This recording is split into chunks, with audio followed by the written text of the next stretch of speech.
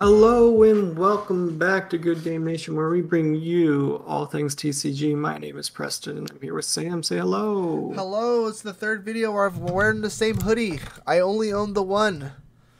And it's definitely green, It's green. which is a great segue to what we're talking about today. You clicked on the thumbnail. We're talking about set two green. Again, we're going to be looking at as much of green as we can as what I would like to think of as a holistic outlook on these cards. But I think the archetype that really like took the breath out of us is that's not the saying is the film stuff. Took our breath away. Jeez, It's definitely is not the same. the is the straw hat film stuff? Just bring it up. I'm Stop me bringing up. from talking. I'm bringing up the film stuff. So we want to go over what we think the deck is gonna look like. It's a little tough because it's a brand new archetype, and green has a lot of things it could do. So we're just gonna talk about a little bit what we think it could look like, what we think it's going to rank as, and other thoughts we have. So the cool thing about the film stuff, and because I don't think it's restricted to a single leader. A lot of the other videos we've done so far on the set, Whitebeard, obviously we're looking at Whitebeard. Black had a few, but we only talked about one or two. For this deck, it didn't come with a leader. Green didn't get a neutral leader. Both so far have been either Kid or Wano focused. So this deck doesn't necessarily have a leader. It's probably going to be the best with the Law leader. It fits its mechanic really well. We have a lot of Swarm, but it definitely is not exclusive to the Law leader. So that's why I have a General Plateau. Yeah. For this mechanic, though, the first card we have to feature is definitely the SR. It is the heart and soul of the deck. This Nami is incredible. She gets her effect on play and when attacking, and she's a search. Huge mechanic for this game, for this deck. Law found a searcher and that actually can attack. Law has a ton of one drops where they just sit on the board until you play this guy, but now we have a more proactive searcher, which I think is really important for this Law deck. Yeah, and it's an interesting search that they gave the Straw Hats to not search their Namis. Bonnie doesn't do this. We have her in here because a lot of the stronger characters are Supernova, so you could splash Supernova into this. But it's really interesting that they're giving a small restriction where they can't search the Nami with Nami, I which may be a good reason to play the Sabaody Yep. searcher because you're gonna want to get to this Nami. Yep. It's probably because they're going to keep releasing Namis to do this effect, so I'm pretty sure they're just making sure they don't stack this, because if you're playing red-green, you're probably playing this Nami as well, because you could search the entire mechanic. Right. The idea is to swarm, so Brook, you would play Luffy. Luffy plays a 4 or less. You could play Brook, which you could play a 3 or less. You could play 10, you can play Nico Robin, and you could fill the board hypothetically really quickly in one turn. So you're getting a lot of flashy plays, which I think works really well with the Law. If we're doing the Monkey D. Luffy version, the prime attacker probably is this Nami. You're using this Nami to find more resources, maybe more combo power to protect. So keep that stuff in mind as well. I think off camera we talked about it a little while. You could play Kid with this deck. Kid is the only neutral green leader. It doesn't have a effect dedicated to a specific mechanic, and it has 5 life. It is the only green leader to have this, so this definitely could be played with this leader as well. Yeah, the Odin and the Kinemon are not part of this concept. They have a Wano-centric effect, Mm-hmm. so we're discounting those guys entirely. Kid is going to probably be an interesting pick for this deck. Yep. The red-green Luffy is a really interesting pick to mix the Straw Hat film stuff with Bonnie and the Supernovas, Yep. because that's probably going to be a pretty nasty build also. Yep. I think Red Green had a really good showing in set one, Yep. and then they brought a whole new idea that I feel Yep. compounded on that. Yep. You could play Red Green Luffy with all Red Green Straw Hats now. Yep. Like you could just discount everything else, and probably not the best idea, but you could do it.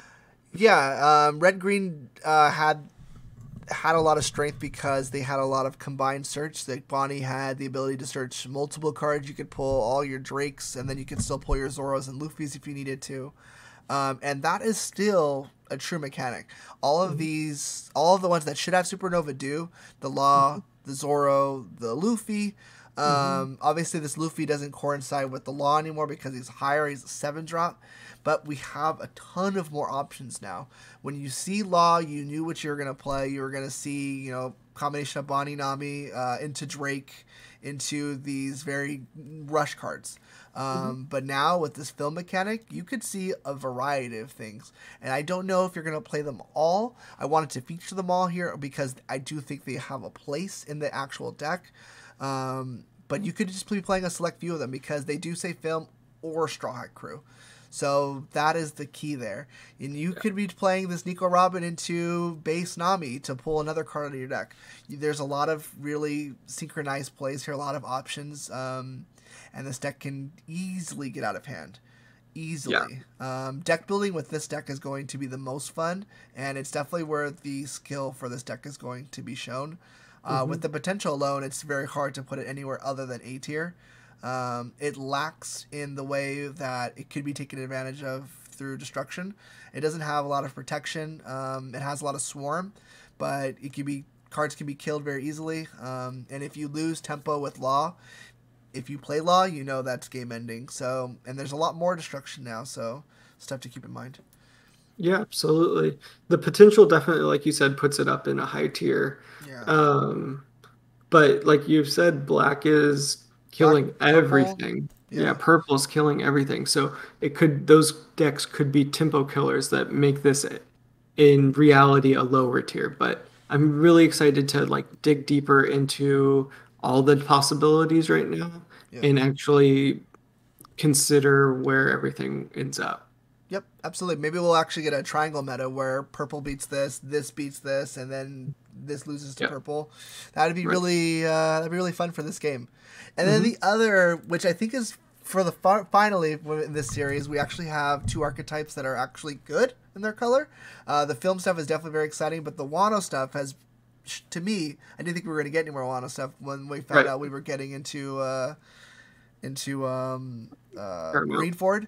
So I Yeah. thought we were gonna just drop Wano and kind of let it go, maybe approach it later on. But we're still getting Wano stuff. We got Hmm. this really cool Odin card. Art is amazing. Yep. It's a heavy hitter. We can follow up with Kinemon. Kinemon usually was the Kinemon win the game. Now we have Kinemon into Odin, which is a really nice thing for the curve. Whatever we say after this, I think that is a huge benefit to the green curve for this deck. Yeah, absolutely. Um, the new leader, Kinemon, Yeah. aids to some really interesting combos. It makes the Yamato maybe a little bit more playable from set one. Yeah, the 5-drop. Yeah, the 5-drop. Um, the Odin leader, I had high hopes for in set one. It might rise a little bit with this extra support. Like you said, the Odin character should help the curve because it was just Kinemon get his on play effect and then just try to spam attacks. So it'll be really nice to get some added help. But some of these cards might just be still be better in a kid deck. That Yamato from this set is really nice. Yeah. That neutral effect is really nice on kid. Yeah. I have high hopes for Wano. I think over the last several years, people have really fallen in love with these characters. Yeah. Um, and with the manga moving past Wano and the anime still being in Wano, I think that's why they're still printing. They're going to probably add some more Wano in set three because these characters are in your face. And I think that helps sales. And True. that's part of what a card game is True. staying relevant. And using stuff that is beloved is going to keep it relevant. So I think that might be around for a while. I think seeing new cards in set two when it had nothing to do with the arc that they were covering is good hope to get more later. If next set is like Whole Cake Island or something, because we're getting yellow, we might get some Wano characters, and we might get some scabbards because they're sprinkled through Yeah. that arc. So we might be seeing an evolution of this deck that Yep. we didn't expect in set one. Yeah. I agree with all that. I think sales is a huge reason why Uda was an SR in this set, especially for the film deck. It's probably the reason Shanks was an SR last set. So you're absolutely right. I think the archetype will probably continue, which is shocking since we didn't get any Beast Pirates. From set two, we didn't get very. I don't think we got a single Beast We got Pirate actually. Smile. We got We got Smile Smile. support. You're right. What the But heck? That's so random. the reason you forget about that is because Smile was non-existent in set It one. might, it might still be non-existent, but we'll feature that in our purple video coming up. But yeah, But for this Wano deck, I think the issues still preside. I don't think we covered in those issues. We still have a weakness in red. Nico Robin absolutely tears this deck apart. Purple still runs through most of this deck. Your Who's Who at a 3-drop is clearing your main attacker in Dogstorm, which is a nightmare. And that's just Who's Who. You have an issue with King, you have an issue with Kaidos in all forms, which makes sense thematically. So we have huge weaknesses in two of the primary colors, which makes this deck still a nightmare. yeah, Curving nicer into Odin is absolutely wonderful. This is great. But if the core of the deck is still going to be 3-drop attackers, 3-drops are the easiest thing to remove in this game. right. So because of that, this deck probably still hinges on playable. It's probably just a fringe deck at best. Um, we Yeah, absolutely. we did get cool things. I like that they got a blocker. I think Cat Viper being a blocker is a great thing for this deck because one, it's got great art, so it's absolutely being played at 4 for that one reason. But having a blocker that you can pull out maybe with Odin could be a nice play. Jiambe is a good card, being able to immediately resolve a kill off of maybe an Izo or the set 1 Cat Viper. I think that's a nice play. This Yamato is just a good card.